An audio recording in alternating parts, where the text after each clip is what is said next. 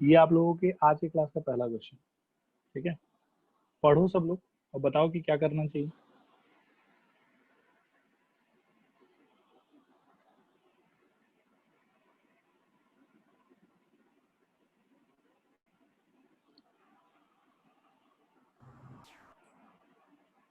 Students क्या करें? Sir सारा पॉइंट को अल्फाबेट देके उसके बाद उससे जितना साइड्स होगा, अगर हम लोग एक क्वाड्रिलेटरल फॉर्म करने का कोशिश करें तो उसका सारा साइड्स का वैल्यू निकालेगा पहले, और वहां फिर पर अगर कमेंट करेंगे। ओके, तो लेट a -1, -2, b 1, 0, c -1, 2 और d -3, 0 be the points। मानो कि ये चारों पॉइंट।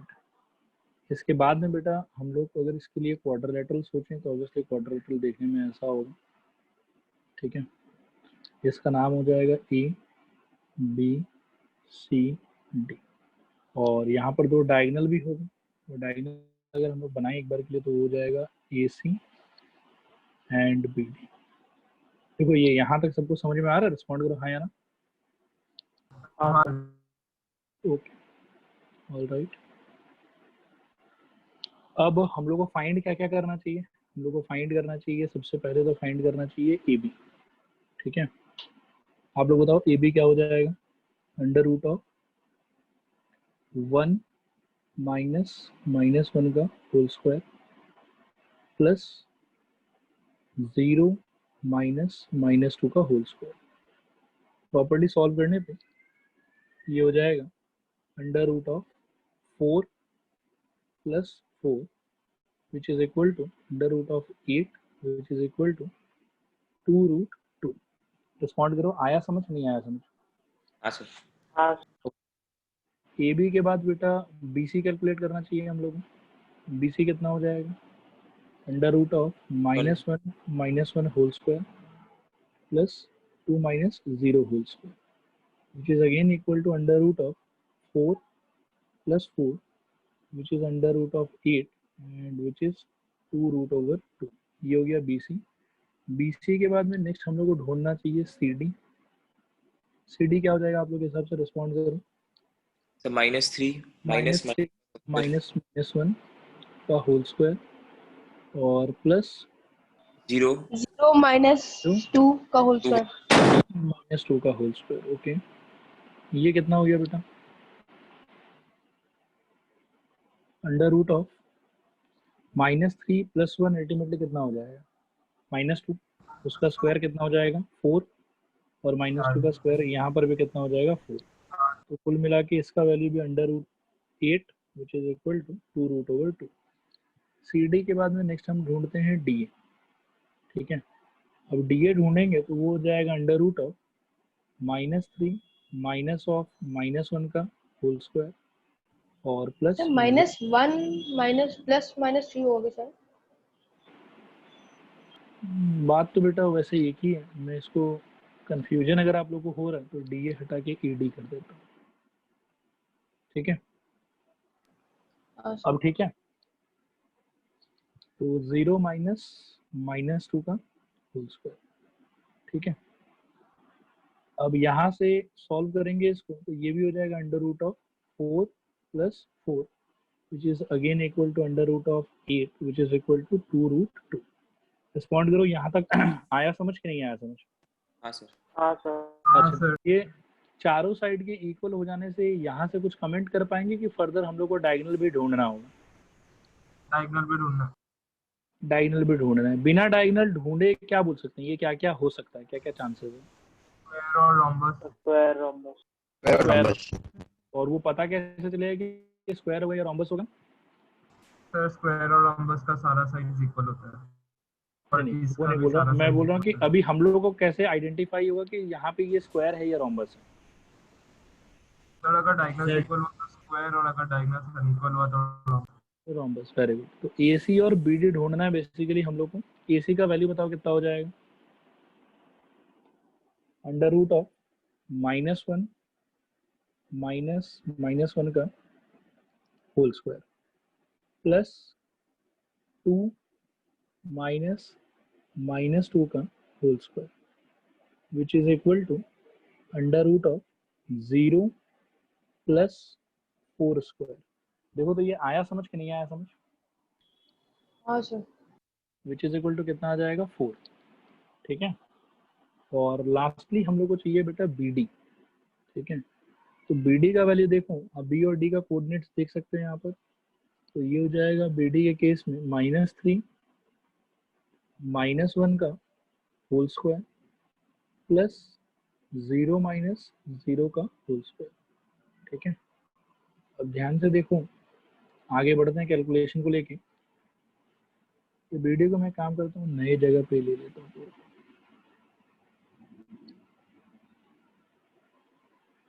ठीक है। BD अपने इतना आ रहा है, आगे फर्दर मूव करेंगे तो ये वापस हो जाएगा अंडर रूट ऑफ √4 स्क्वायर का square plus 0 plus 0। Which is equal to आएगा 4। तो फाइनली हमने देखा कि AC और BD क्या हो गया, एक दूसरे के साथ इक्वल हो गया, और सारा साइड भी अपने आप में क्या आ रहा है? इक्वल आ रहा है। हम यहाँ पर कमेंट ऐसे करेंगे, देखो कि since AB equal to BC equal to CD equal to AD and AD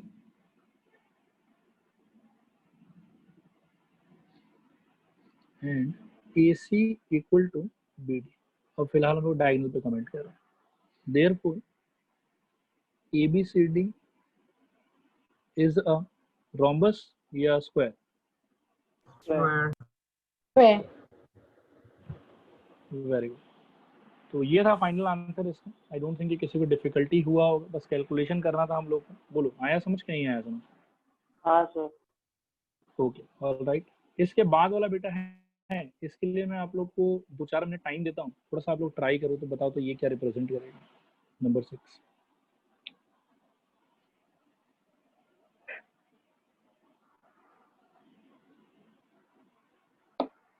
सब लोग ईमानदारी से ट्राई करो तो मेरे को बताओ कि ये क्या रिप्रेजेंट करेगा।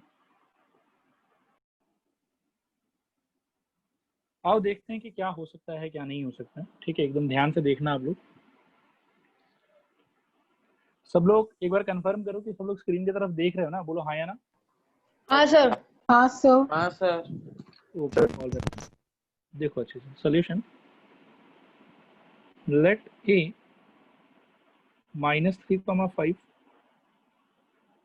B 3,1 C 0,3 and D -1, -4 be the given points। ठीक है। तो ढूंढना हम लोग को जो है वो हम एक एक करके शुरू हो जाए। सबसे पहले बेटा AB ढूंढना चाहिए आप लोग को। तो AB हो जाएगा आप लोग का अंडर रूट ऑफ, देखना ध्यान से, 3 -3 का होल स्क्वायर प्लस 1 -5 का होल स्क्वायर। ठीक है। This is equal to under root of 3 + 3 हो जाएगा 6 और 6 का स्क्वायर हो जाएगा 36। यहाँ पर आ जाएगा 36 प्लस 1 - 5 4 और 4 का स्क्वायर हो जाएगा 16। तो यहाँ पर आ जाएगा 16। कुल मिला के ये अपने को दे देगा अंडर रूट ऑफ 52। ठीक है। यहाँ तक बताओ आया समझ नहीं आया समझ? हाँ सर। हाँ सर। AB के बाद बेटा BC सोचो क्या होगा। BC हो जाएगा अंडर रूट ऑफ, ध्यान देना, और 0 -3 का होल स्क्वायर प्लस 3 -1 का whole square which is equal to under root of, ये हो जाएगा 9 plus 4 which is equal to under root of, ये हो जाएगा 13। ठीक है। BC के बाद में CD ढूंढना है हम लोग को। CD ढूंढेंगे तो वो जाएगा अंडर रूट ऑफ -1 -0 का होल स्क्वायर प्लस -4 -3 का होल स्क्वायर। तो ये कुल मिला के हो जाएगा अंडर रूट ऑफ 1 + 49। ठीक है, which is equal to under root of 50। Respond करो, ये समझ में आया? बोलो हाँ या ना। हाँ सर। ओके, सी डी के बाद में बेटा अब ए डी ढूंढ लो। तो ए डी क्या होगा?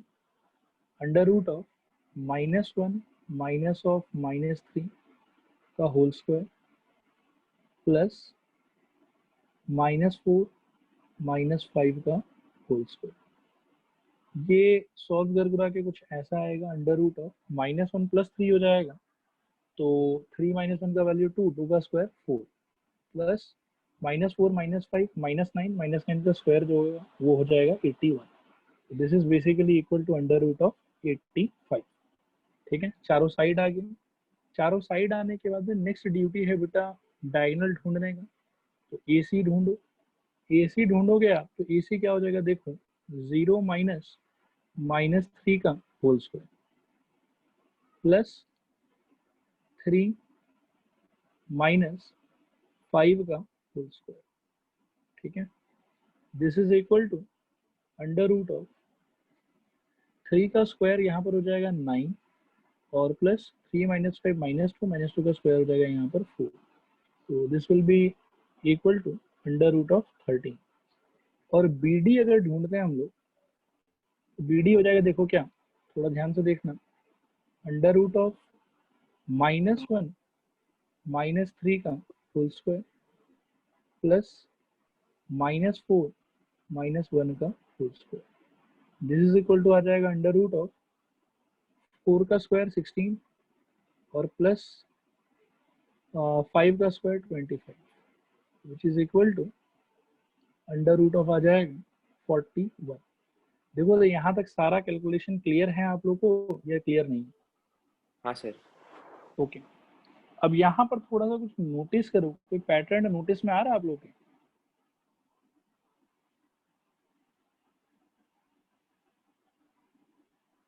थोड़ा ध्यान से सर्च करो। किसी 2 का स्क्वायर आपको लग रहा है कि थर्ड के इक्वल होगा? कैलकुलेशन सब लोगों का यही आया है जो मैंने स्क्रीन पे किया है अभी? रिस्पॉन्ड करो हाँ या ना। हाँ सर।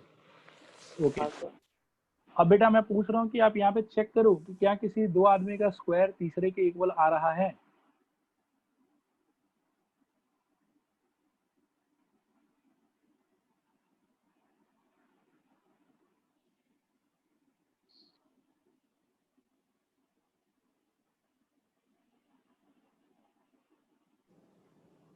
सर नहीं बना। क्या बोल रहे हो? सर नहीं बनना कोई भी। नहीं बन रहा कोई भी? मतलब सर कोई किसी का स्क्वायर का सम इक्वल नहीं आया। अच्छा अच्छा, थोड़ा सा 10 सेकंड और एक बार ऑब्जर्व करो और एक बार हम लोग के कैलकुलेशन को भी क्रॉस चेक कर लो, कैलकुलेशन हम लोग का राइट है कि नहीं। कैलकुलेशन आप लोग सबका यही आया था जो मैंने स्क्रीन पे लिख रखा है या ये नहीं आया था, कुछ और आया था? सर यही आया था। ये आया था, ठीक है, सेम तो टू फिर सेम ही है। Very good. उसके बाद में बेटा फिर थोड़ा सा क्रॉस चेक ढंग से करो कि कहाँ गड़बड़ हो सकता है।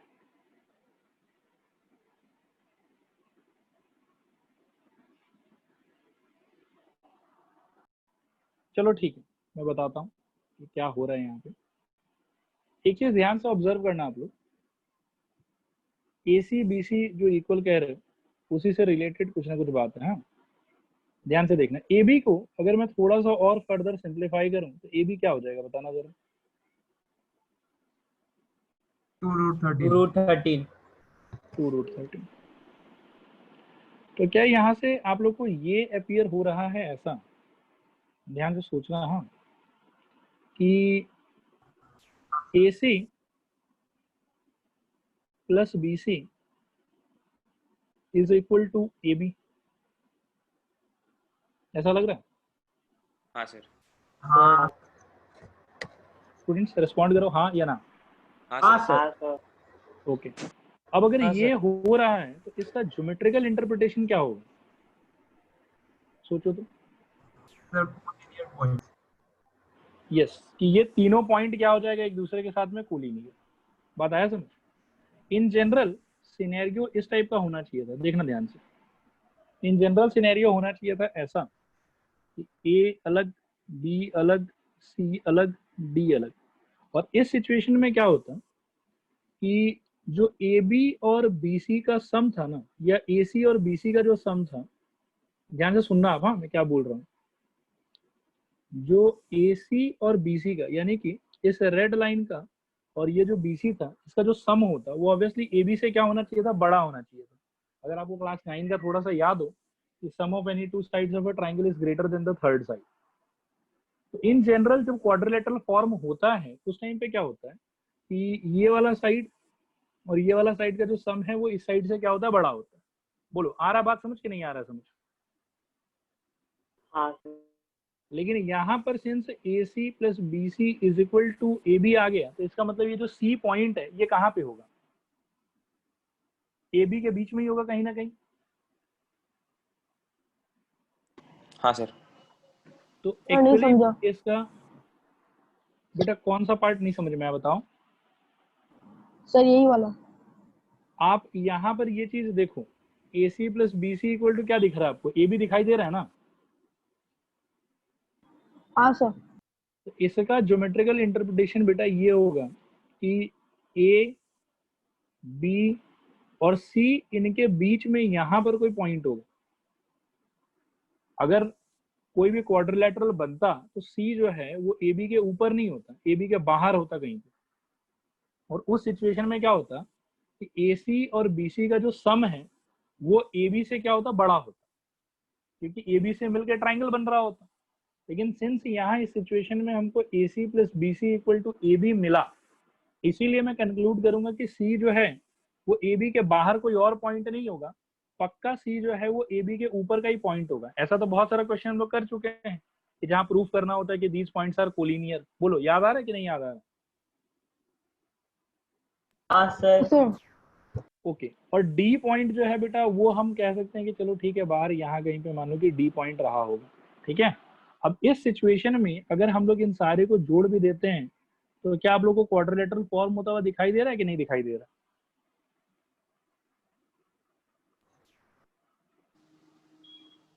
स्टूडेंट्स रिस्पॉन्ड करो, क्वाड्रिलेटरल बन रहा है, क्वाड्रिलेटरल नहीं बन रहा है? नहीं बन रहा है सर। नहीं बन रहा सर। नहीं बन रहा। क्वाड्रिलेटरल बनता तो ऐसा होता, लेकिन इस क्वेश्चन में जो रिजल्ट हम लोग को मिला है, साइड का जो लेंथ हम लोग को मिला है उसके accordingly C is a point on the line segment A B, तभी A C plus B C का वैल्यू ए बी के इक्वल हो सकता है। बोलो स्टूडेंट्स ये बात आया समझ कि नहीं आया समझ? हाँ sir. And therefore we can say, आपको इतना डायग्राम बनाने का मतलब जरूरत नहीं है एग्जाम के अंदर में। आप क्या है कि इसको मैं डिलीट कर देता हूँ, ये वाला डायग्राम एक्चुअल डायग्राम होगा इस सिचुएशन का, लेकिन ये जस्ट आप ऐसा समझो कि rough, just for understanding purpose मैंने इसको बनाया है, इसको एग्जाम में ड्रॉ करने का जरूरत नहीं है। हम सिंपली ये बोलेंगे कि since A C plus B C equal to A B, therefore A B C D will not be a quadrilateral. ये क्वाड्रिलेटरल होगा ही नहीं, क्योंकि 3 पॉइंट कोलिनियर हो गया और क्वाड्रिलेटरल होने के लिए कोई भी पॉइंट कोलिनियर नहीं होना चाहिए। स्टूडेंट्स क्या ये पूरा चीज आया समझ के नहीं आया समझ? रिस्पॉन्ड करो। हाँ सर। हाँ सर। Okay all right. इसका थर्ड पार्ट भी है बेटा, ये एनसीईआरटी का ही क्वेश्चन है तो उस हिसाब से थोड़ा इंपॉर्टेंट भी हो जाता है, ठीक है। थर्ड पार्ट है, चलो इसको भी फटाफट 2 मिनट आप लोग ट्राई करो, भगवान का दया रहा तो ये कुछ अच्छा देगा आप लोगों को। फटाफट ट्राई करना, ये आप लोग भी अपने साइड से ट्राई करो, मैं भी इसको सॉल्व करता हूँ और आप लोग मिलाते रहना कि आप लोग का आंसर मेरे से मैच हो रहा है कि नहीं हो रहा।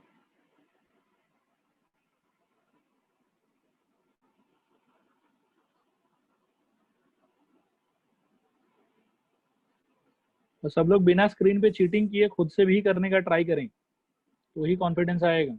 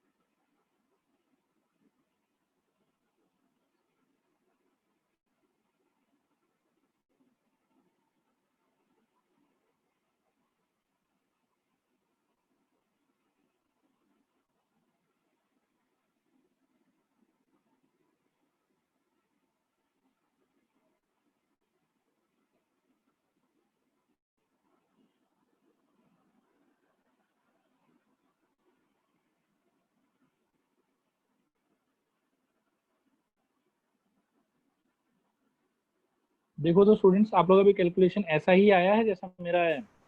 हाँ सर। हाँ सर। ओके, सर और नहीं कंक्लूजन बेटा यहाँ से कुछ अलग आया? सर, यहाँ पे 4 होगा इसी का। एसी का अच्छा 4 होगा? सर वही अच्छा 2, मतलब वही, हाँ 2 होगा। 2 होगा, मतलब वो 4 का सटीक ही है, वो ठीक है हम भूल लिख दिया। ठीक है ठीक है ठीक है। अब यहाँ से कंक्लूजन क्या होगा ये बताओ मेरे को। पैरेललोग्राम।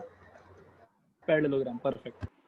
अब मैं यहाँ पे लिखता हूँ कि सिंस, ध्यान देना थोड़ा आप लोग, A B is equal to, उसके ऑपोजिट साइड में है C D, comma B C is equal to उसका opposite side A D, and diagonals के बीच में वी कैन सी कि A C diagonal is not equal to B D diagonal.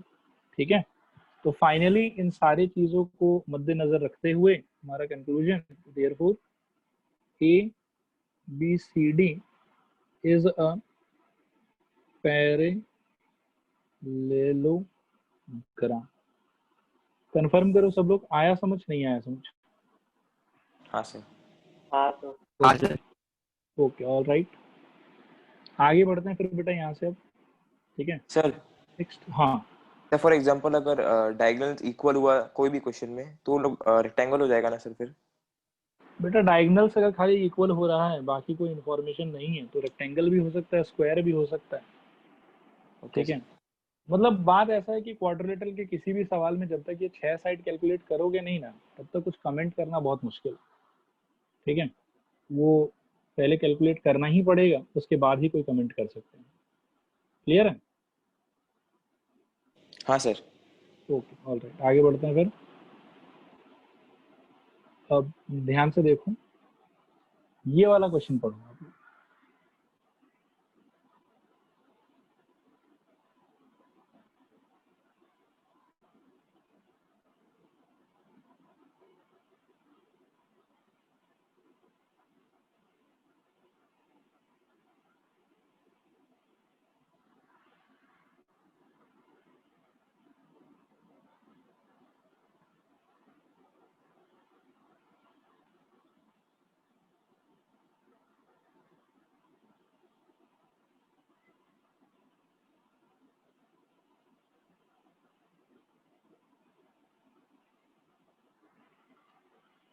हो गया पढ़ना? हाँ सर। ओके, कोई आइडिया कैसे बिगिन करना चाहिए? सर BC का जो वैल्यू होगा वो AB और AC के साथ इक्वल होगा। BC का वैल्यू निकाल के उसको AB और AC के साथ अलग से इक्वेट करके फिर निकाल सकते हैं 2 इक्वेशन बना के। 2 इक्वेशन बना के, ठीक है। आओ देखो, ट्राई करते हैं।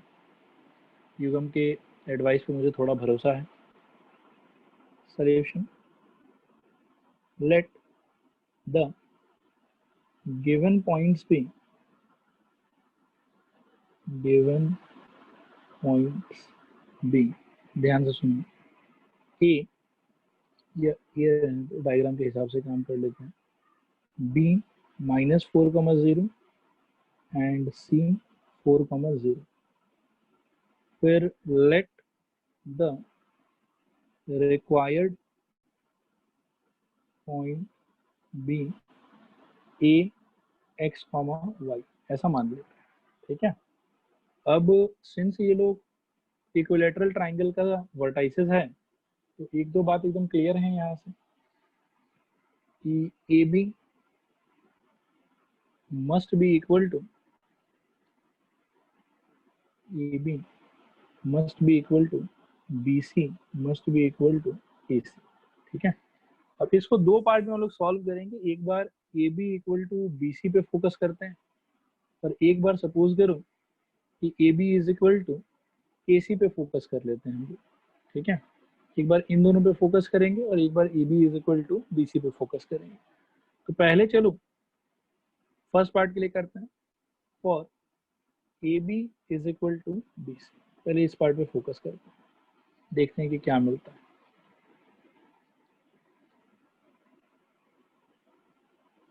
मैं इस डायग्राम को नीचे कॉपी कर लेता हूँ, जिससे कि थोड़ा कैलकुलेशन करने में हम लोग को सहूलियत हो जाए। ध्यान से देखते रहें। A B is equal to BC। अभी AB के जगह पे क्या लिख सकते हो by distance formula?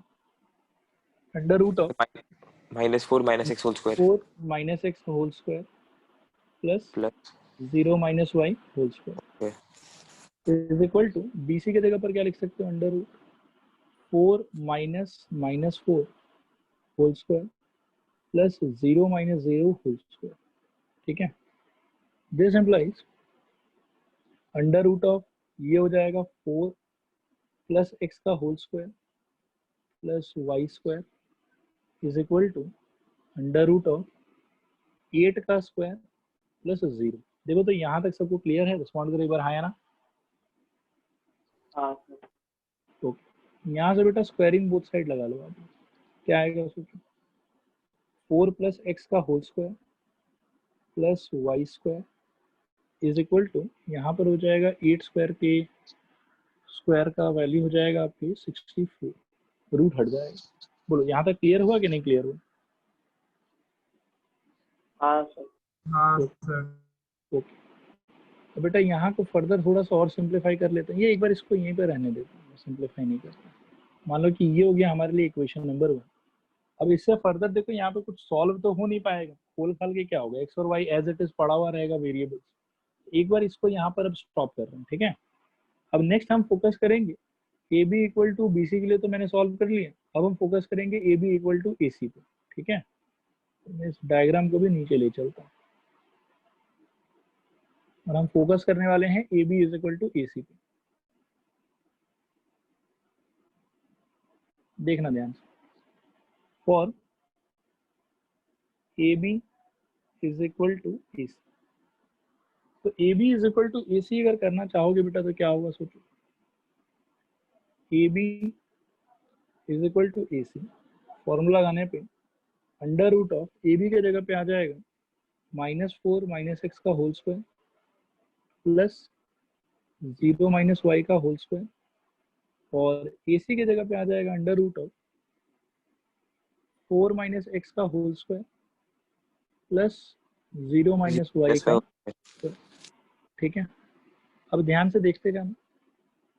This implies under root of ये हो जाएगा 4 प्लस एक्स का whole square plus Y square is equal to under root of 4 minus x का whole square plus Y square.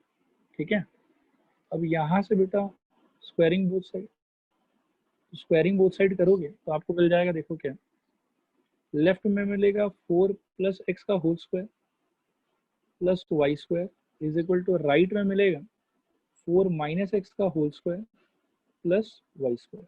ठीक है, अभी हम देखेंगे कि वाई स्क्वायर आराम से हो जा रहा है कैंसिल आउट। फिर क्या है कि बाकी बचे हुए चीज़ का अगर हम लोग एक्सपेंशन वगैरह कर दें तो ये हो जाएगा 4 का स्क्वायर 16। डायरेक्ट रूट ही ले लेते हैं, 4 नहीं प्लस बेटा, एक्स और हो जाएगा। नहीं, वो एक गलत अप्रोच होगा वैसे अगर करते हो तो। क्लास के बाद रुकना, मैं बताऊंगा क्यों वो गलत होगा। यहाँ पे 4 का स्क्वायर वापस से 16। ठीक है, और यहाँ पर -8x प्लस एक्स स्क्वायर। अब यहाँ से क्या है कि कुछ कुछ कटता हुआ दिखाई देगा हम लोग, एक्स स्क्वायर गया, 16 गया। ठीक है, और यहाँ से फिर हम लोग को मिलेगा 16x is equal to 0 which implies x is equal to हो जाएगा 0। देखो यहाँ तक का पूरा कैलकुलेशन आया समझ के नहीं आया समझ? हाँ हाँ सर। सर। ओके, और ये वाला भूल यहाँ पे मत करना बेटा, तो युवम ने बोला अभी यहाँ से स्क्वायर रूट ले लें डायरेक्टली। ठीक है, वो चीज़ आपको क्या है कि गलत आंसर की तरफ मिसलीड कर सकता है, तो वो गलती मत करना। ठीक है, अब आगे बढ़ते हैं। यहाँ से x इक्वल टू 0 मिल गया हम लोग को। x इक्वल टू 0 मिलने के बाद में इक्वेशन 1 के विषय में अगर हम सोचें तो देख लेते हैं कि क्या था। इट वाज 4 प्लस एक्स का whole square plus Y square equal to 64। तो ये हो जाएगा 4 प्लस 0 का whole square plus Y square equal to 64। This implies 16 plus Y square is equal to 64। ठीक है, and this implies y square equal to 64 minus 16 जो कि हो जाएगा आपके 48। ठीक है, और वाई स्क्वायर का वैल्यू अगर 48 है तो वाई का वैल्यू आप लोग सबको पता होगा, तो plus minus under root of 48 होना चाहिए। This is equal to plus minus आप लिख सकते हो 16 इंटू 3, जो कि तोड़ ताड़ के हो जाएगा प्लस माइनस 4 रूट ओवर 3। ये दो वाई का वैल्यू है। तो कुल मिला के हमारा पॉसिबल आंसर है कि therefore A equal to 0, 4 root over 3। ठीक, तो ये पॉसिबिलिटी है। और दूसरा पॉसिबिलिटी है 0, माइनस 4 रूट ओवर 3। ये दो पॉसिबिलिटी है ए के वैल्यू पे। अब आप ऐसा मन में सोच सकते हो कि सर दो पॉसिबिलिटी क्यों आए, तो दो पॉसिबिलिटी क्यों आए उस चीज को देखो कैसे एक्सप्लेन कर सकते हैं। ध्यान से सुनना इस चीज को भी। अगर मैं कार्टेशियन सिस्टम को ओरिजिनली बना लूँ और बनाने के बाद में इन दोनों पॉइंट्स को प्लॉट करूँ, जो पॉइंट्स अपने को दिया हुआ है, एक पॉइंट दिया हुआ है -40, वो यहाँ कहीं पे होगा, और एक पॉइंट दिया हुआ है 40, वो यहाँ कहीं पे होगा। ये हो जाएगा आपके -40 और ये हो जाएगा आपके 40। अब आपसे बोला हुआ है कि थर्ड ऐसा वर्टेक्स फाइंड करो सच दैट कि ये तीनों पॉइंट मिल के एक इक्विलेटरल ट्राइंगल बनाए। तो एक्चुअली आप थोड़ा ध्यान से अगर सोचोगे तो आपको समझ में आएगा कि एक पॉसिबिलिटी ऊपर के तरफ है कि यहाँ कोई एक ऐसा पॉइंट एग्जिस्ट कर सकता है सच दैट कि ये तीनों पॉइंट मिलके एक इक्विलेटरल ट्राइंगल बना ले, एक ये पॉसिबिलिटी है। और एक पॉसिबिलिटी ये भी है कि एक पॉइंट कहीं हम नीचे यहाँ चुन लें सच दैट कि ये तीनों पॉइंट मिलके क्या बना ले, इक्विलेटरल ट्राइंगल बना ले। इसीलिए ये जो थर्ड वर्टेक्स का आंसर है वो एक नहीं आएगा, वो थर्ड वर्टेक्स का आंसर कितना आएगा, 2 आएगा। कि ये वाला लॉजिक क्लियर हुआ कि क्यों दो आंसर आ रहे हैं? बोलो हाँ या ना। हाँ सर।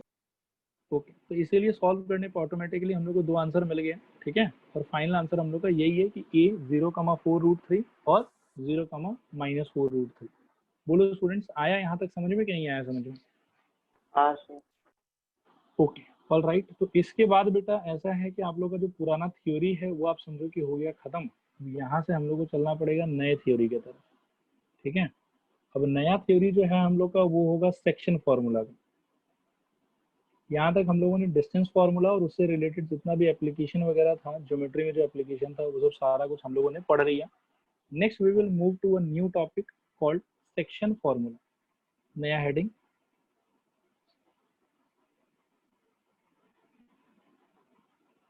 Section formula. ठीक है, तो इसमें क्या है कैसे है मैं एक एक करके सारा एक्सप्लेन कर रहा हूँ। कहीं पर भी कोई क्वेरी हो तो आप लोग आराम से पूछें। ठीक है, सपोज करो कि आपके पास में दो फिक्स पॉइंट है जिसका कोऑर्डिनेट्स आप अच्छे से जानते हो। ठीक है, एक फिक्स पॉइंट है ए जिसका कोऑर्डिनेट्स मान के चलो कि x1, y1। दूसरा फिक्स पॉइंट है बी, कोऑर्डिनेट्स मान के चलो x2, y2। और इनके बीच में कोई एक और पॉइंट है, सपोज करो जिस पॉइंट का नाम है r, और इसका कोऑर्डिनेट्स में थोड़ी देर के लिए मान के चलता हूँ x, y। तो यहाँ पे ना पहले आप नोमेनक्लेचर को समझो कि r को क्या बोला जाएगा, a को क्या बोला जाएगा और b को क्या बोला जाएगा। a, b को यहाँ पे बोला जाता है एंड पॉइंट्स। क्या कहते हैं बताओ? And forms. And points. ठीक है, आर को जो ए कॉमा बी के लाइन सेगमेंट के बीच में होता है, जो ए कॉमा बी के लाइन सेगमेंट के बीच में होता है, तो वो करता क्या है कि वो ए बी लाइन सेगमेंट का जो पूरा लेंथ है ना, उसको दो टुकड़ों में तोड़ देता है। पहला टुकड़ा ए आर और दूसरा टुकड़ा बी आर। तो सिंस आर पॉइंट जो है वो ए बी के जॉइन को दो पार्ट में डिवाइड कर रहा है, दो पार्ट में ब्रेक कर रहा है, इसीलिए आर को हम यहाँ पे कहते हैं पॉइंट ऑफ डिवीजन। क्या कहते हैं बताओ? Point of division. Point of division. ठीक है, उसके बाद में एक चीज और होता है। ठीक है, वो होता है ए आर का length divided by R B का लेंथ। इसको स्टैंडर्ड तरीके से m बाई n से रिप्रेजेंट किया जाता है। अब सपोज करो कि ए बी जो था वो 10 सेंटीमीटर का था, जस्ट एक सपोजिशन ले रहा हूँ। हाँ, ए बी जो था वो मान लो कि 10 सेंटीमीटर का था, ए आर जो था वो मान लो कि 2 सेंटीमीटर का था, और आर बी जो था वो मान लो कि 8 सेंटीमीटर का था। ठीक है, तो इस सिचुएशन में क्या आप लोग बता सकते हो कि A R by R B का वैल्यू कितना होगा? सर 1:4। 2/8 यानी कि 1:4 या फिर 1/4। तो ये जो निकल के आता है ना ए आर और आर बी के लेंथ का रेशियो, ठीक है, उसको हम लोग बोलते हैं m/n, और इसका नाम होता है रेशियो ऑफ डिवीजन। ठीक है, एक चीज मैं आप लोग से पूछना चाहता हूँ कि अगर m/n रेशियो ऑफ डिवीजन है तो क्या ये मन में मानना उचित होगा कि AR का लेंथ है m यूनिट्स और RB का लेंथ है n यूनिट्स? ये मानना गलत होगा? गलत होगा। गलत। आप साफ साफ यहाँ के एग्जाम्पल में ही ऑब्जर्व कर सकते हो कि AR का एक्चुअल लेंथ कितना था, 2 यूनिट्स, RB का एक्चुअल लेंथ कितना था, 8 यूनिट्स, लेकिन जब हम रेशियो देख रहे थे तो हमको क्या अपीयर हो रहा था, 1:4। बोलो स्टूडेंट्स, आ रहा है समझ कि नहीं आ रहा है समझ? हाँ सर। तो m और n AR और RB का लेंथ रिप्रेजेंट करता है या उनके लेंथ का रेशियो रिप्रेजेंट करता है? रेशियो। इसीलिए इसका नाम क्या हो गया, रेशियो ऑफ डिवीजन। ठीक है, इसको भी मैं यहाँ पर थोड़ा सा मतलब प्लॉट कर देता हूँ, m/n ऐसे लिखा जाता है। ठीक है, अब क्या है कि ये जो 3 समान मैंने मेंशन किया, 3 समान क्या क्या, एंड पॉइंट्स पहला समान, पॉइंट ऑफ डिवीजन दूसरा समान, और तीसरा समान रेशियो ऑफ डिवीजन। इन तीनों समान के बीच में एक रिलेशनशिप एग्जिस्ट करता है, इन तीनों चीजों के बीच में एक रिलेशनशिप एग्जिस्ट करता है। उसी रिलेशनशिप का नाम है सेक्शन फॉर्मूला। क्या सेक्शन फॉर्मूला का लॉजिक समझ में आया कि सेक्शन फॉर्मूला क्या होता है? बोलो हाँ या ना। हाँ सर। हाँ सर। एक लाइन सेगमेंट, उसके ऊपर एक पॉइंट ऑफ डिवीजन, और पॉइंट ऑफ डिवीजन उसको तोड़ेगा 2 पार्ट में, उन दोनों पार्ट का रेशियो ऑफ डिवीजन। ये तीनों पैरामीटर जब आपको पता रहेगा तो इन तीनों पैरामीटर को कनेक्ट करने वाला जो मैथमेटिकल रिलेशनशिप है बेटा, उसी को हम कहते हैं सेक्शन फॉर्मूला। बोलो आया सेक्शन फॉर्मूला का मीनिंग समझ के नहीं आया समझ? हाँ सर। हाँ सर। ओके। अब बेटा इनके बीच में कैसे कनेक्शन डिसाइड होता है वो मैं थोड़ा सा आप लोगों को दिखा देता हूँ। बस क्या है कि डायग्राम में एक चीज थोड़ा सा और याद रखना कि m के साथ में हम ऐसा एरो बना के रखते हैं और n के साथ में ऐसा। क्यों बनाते हैं वो आपको जब मैं अभी फॉर्मूला लिखूंगा तो समझ में आ जाएगा। अब इन सारे के बीच में क्या कनेक्शन है, let us try and look at them. ठीक है, एक बार बस ध्यान से सुनो इनको। सबसे पहले मैं ये रिलेशनशिप लिखना चाहूंगा for x coordinate. X coordinate के लिए वो रिलेशनशिप क्या होता है, तो एक्स कोऑर्डिनेट के लिए याद रखना कि the relationship is x is equal to mx2 plus nx1 divided by m plus n। ये होता है फॉर्मूला। और फॉर y कोऑर्डिनेट अगर बात करें, फॉर y कोऑर्डिनेट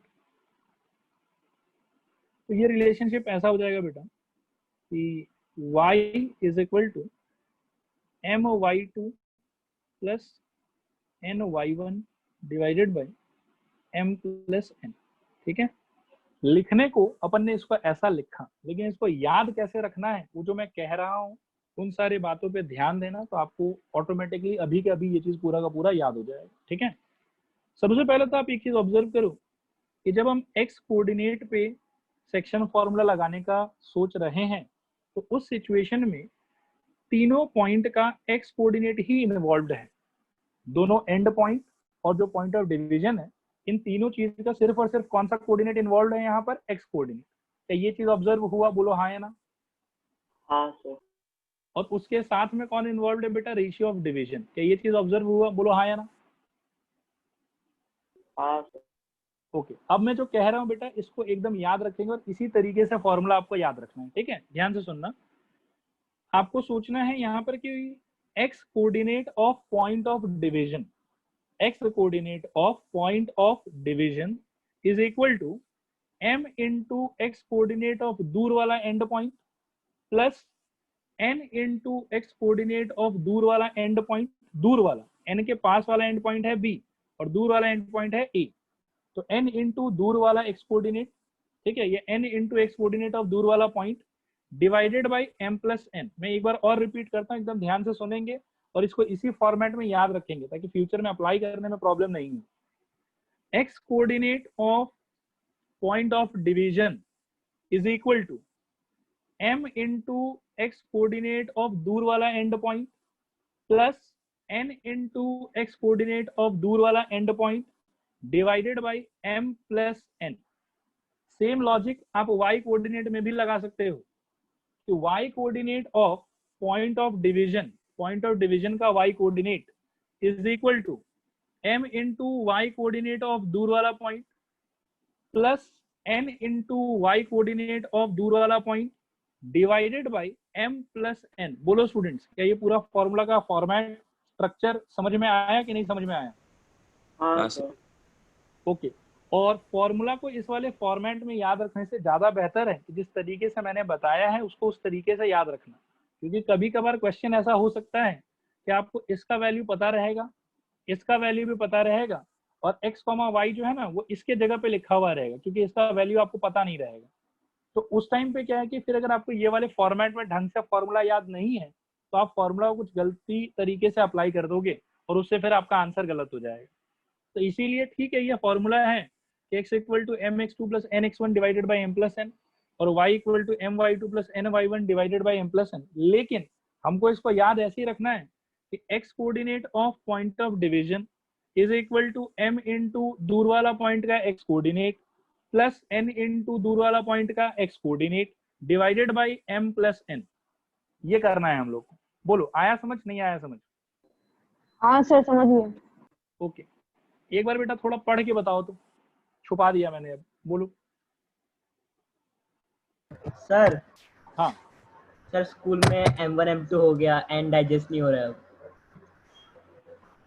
ये डाइजेस्ट तो करना पड़ेगा, क्योंकि m इंटू n जो है वो सबसे ज्यादा स्टैंडर्ड स्ट्रक्चर है। मतलब पहली बार आपके मुंह से मैं सुन रहा हूँ कि m1 m2 होगा। नहीं सर, हम बोल नहीं रहे होगा, हम आपका सही है, लेकिन स्कूल में करा दिया, माइंड में बैठा दिया, क्या करें अब। बेटा ऐसा है कि च्यवनप्राश खाओ दिमाग को सही करो, और क्या। मतलब इसमें कुछ नहीं कर सकते बेटा। वैसे m1 m2 के हिसाब से आप सोचो, m/n के हिसाब से सोचो, बात एक ही है, कुछ उसमें अलग नहीं है। डेराइवेशन बेटा क्लास के एंड में रुकना, मैं दिखा दूंगा। सीबीएसई के हिसाब से डेराइवेशन नहीं चाहिए तो क्लास का टाइम वेस्ट नहीं करेंगे उसके हिसाब से। सर मेरा दूसरा क्लास रहता है। अब बेटा हम रहेगा। चलो स्टूडेंट्स, फॉर्मूला बताओ मेरे को, क्या लिखा था मैंने बिना देखे? mx2 plus nx1 by mn m plus n for x coordinate। अच्छा, और वाई कोऑर्डिनेट के लिए?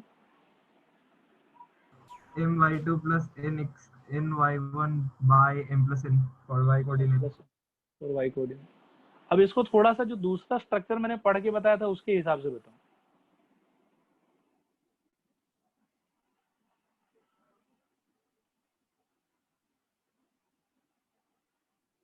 ठीक है, इतना जल्दी शायद याद नहीं हुआ होगा। एक बार बेटा इसको देखो और देख के ना दूसरे के हिसाब से पढ़ो। जो मैंने पॉइंट सबका जो कैरेक्टर्स हैं उसके बेसिस पे जैसा मैंने पढ़ा था इसको वैसे पढ़ने का ट्राई करो। तो आप लोग एक बार थोड़ा जोर से पढ़ना ताकि मैं भी सुन सकूं।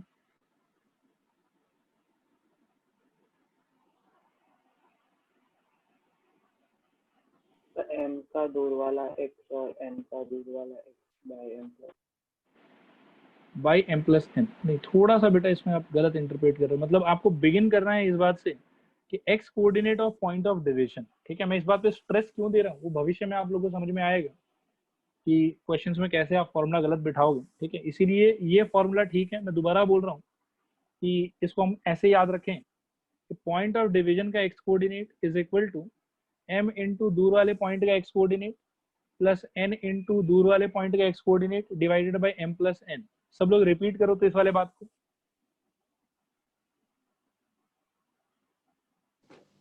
Say x coordinate of point of division is equal to m into दूर वाला पॉइंट का x coordinate plus n into दूर वाला पॉइंट का x coordinate divided by m plus n। m plus n। मैं सारे स्टूडेंट से एक बार पूछना चाहूंगा कि ये वाला फॉर्मेट पक्का क्लियर हो गया आप लोगों को कि क्लियर नहीं हुआ? रिस्पॉन्ड करो एक बार। सर क्लियर हो गया। बाकी लोग बताओ बेटा, थोड़ा एनर्जी दिखाओ। आया समझ नहीं आया समझ? हाँ sir. सर। Okay, alright. ठीक है, अब इसके अंदर में एक स्पेशल केस होता है, थोड़ा उसके बारे में बात कर लेते हैं।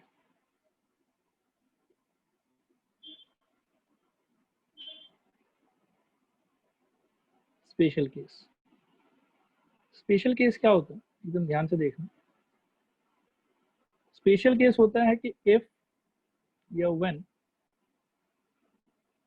r is midpoint of AB, वो हो गया हम लोग के लिए थोड़ा सा स्पेशल केस का situation, when r is midpoint of AB। अब देखो r अगर AB का मिड पॉइंट हो जाएगा तो उससे क्या परिवर्तन होगा सिचुएशन में, वो थोड़ा समझने का ट्राई करो। A का कोऑर्डिनेट अभी भी हम मान के चलेंगे x1, y1, B का कोऑर्डिनेट अभी भी हम मान के चलेंगे x2, y2, और r का कोऑर्डिनेट हम अभी भी मान के चलेंगे x, y। ठीक है, बस ये है कि r अगर मिड पॉइंट हो गया है तो AR और RB का जो लेंथ है वो इक्वल हो जाएगा, और AR और RB का लेंथ अगर इक्वल हो गया तो AR डिवाइडेड बाय RB का जो वैल्यू है वो इस बार m/n से हट के चेंज होके क्या हो जाएगा 1:1। क्यों? क्योंकि R is the mid point of AB। बोलो यहाँ तक बात आया समझ के नहीं आया समझ? हाँ सर। हाँ सर। ओके, अब बेटा अगर ये 1:1 हो गया तो आप इमेजिन करो कि जो अब हम सेक्शन फॉर्मूला अप्लाई करते हैं इस सिचुएशन में x और y के लिए, तो क्या चेंजेस आएगा? x के लिए क्या होगा, x is equal to 1 into x2 plus 1 into x1 divided by 1 + 1 पिछले बार के फॉर्मेट से। तो x बेसिकली क्या हो जाएगा x1 plus x2 divided by 2। Similarly y पे अगर अप्लाई करते हो तो y equal to 1 into y2 plus 1 into y1 divided by 1 + 1। This is equal to y1 plus y2 divided by 2। ठीक है, अब ये जो मैंने अभी स्क्रीन पे लिखा है this is very very very important. ठीक है, इसको कई बार हम लोग मिड पॉइंट फॉर्मूला भी बोलते हैं, देखना ध्यान से। देयरफॉर हम ऐसा कह सकते हैं कि मिड पॉइंट